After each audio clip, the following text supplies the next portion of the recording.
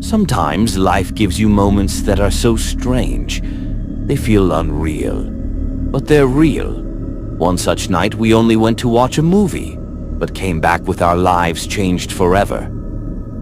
My name is Adam. I live a pretty regular life, work, home, and weekend hangouts with friends.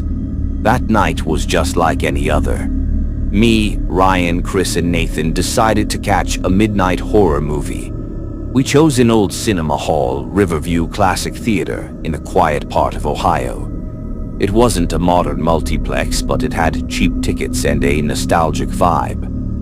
The movie was a vintage horror classic, midnight show, 11:45 p.m. We were all excited. Ryan laughed. Late night horror hits different. Nathan joked, just hope we don't end up in a real one. We entered at exactly midnight. The inside was dusty, vintage wooden seats, red velvet curtains, and a slightly musty smell in the air. Only around 12 to 15 people were there. Lights dimmed. The movie began. At first, everything was fine. We munched on popcorn, enjoying the show. But 20 minutes in, something felt off. Suddenly, the screen started flickering. At first, we thought it was a projection glitch. But then, a strange scene appeared not from the movie. It was black and white footage. A man was standing alone on a stage, staring directly into the camera with cold, furious eyes. Some people in the audience shuffled uncomfortably in their seats. Then the screen went pitch black. A weird static sound filled the room. Then, the screen lit up again, but now it showed a live view of our own audience, like someone was filming us. I looked at Chris and Ryan. We all exchanged uneasy glances. Nathan whispered, "What the hell is this?" He pulled out his phone and started recording. Suddenly, a guy from the third row stood up and screamed, "Someone touched me! Someone's behind me!" He ran out of the theater. We turned to look. No one was there, only a faint white mist floating in the air. Some people began leaving, but me, Ryan, Chris, and Nathan, we stayed, curious, stupidly. Ryan said, "Let's check out the projection room. Maybe someone's playing a prank." Chris hesitated. "Dude, I don't feel good about this." Still, we walked out into the lobby. To reach the projection room, we had to pass through a narrow hallway lined with mirrors. Old, dusty mirrors. As we walked through it, something was wrong. I was the last one in line, but in the mirror, I was leading the group. And my reflection smiled at me. I wasn't smiling. Chris screamed, "There's someone else in the mirror!"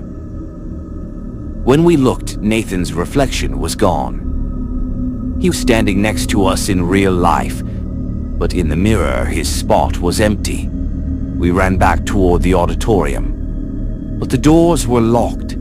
From the inside, we called out for staff. Nobody responded. The whole building felt empty. Then the screen came back on. That same man appeared staring at us.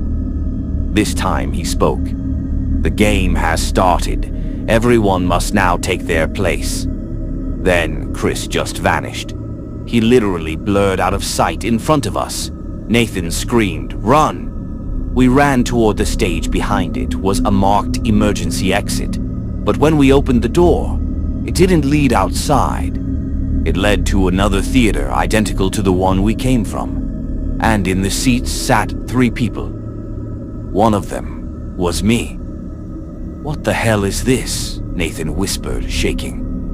That theater looked exactly like the one we just left. Same seats, same curtains, same setup. But in the audience, one of the people sitting there was me. That version of me had dead eyes, just staring blankly at the screen. Nathan grabbed my arm. "Let's get out of here." We turned around. The hallway we came from was gone. Now, just a solid wall. We were trapped. We explored the hallways.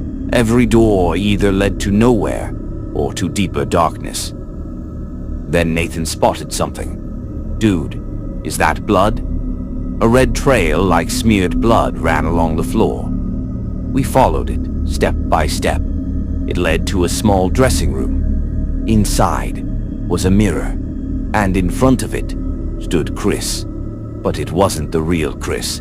His face looked twisted, his eyes glowing faint red.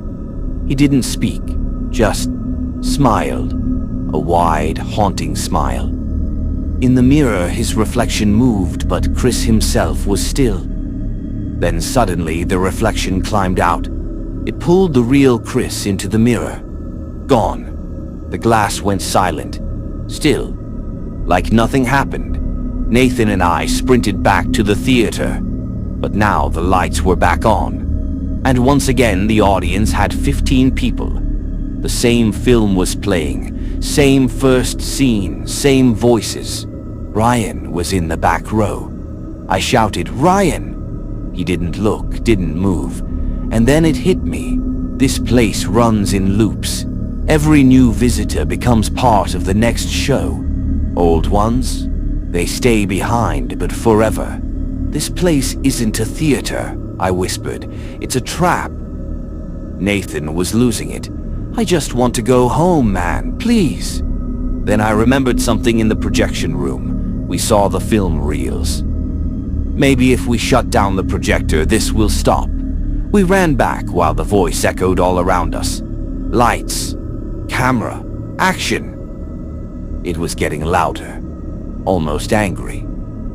Inside, the screen was playing a reel of us walking into the theater.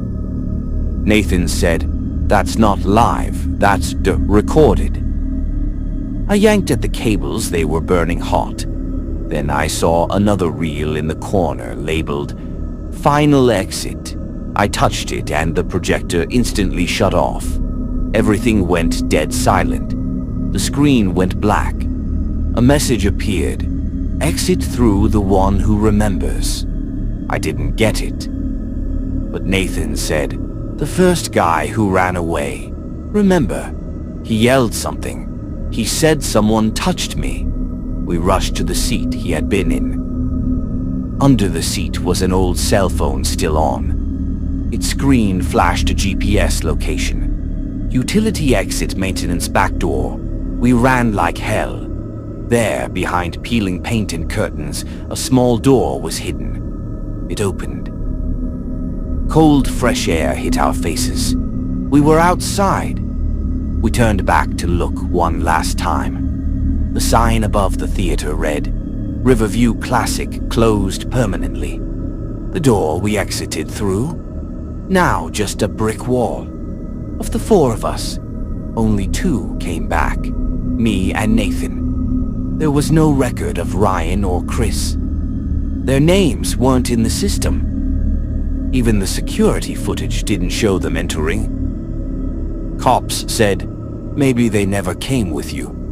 But Nathan had a recording on his phone, a short clip showing Chris vanishing. We never went back.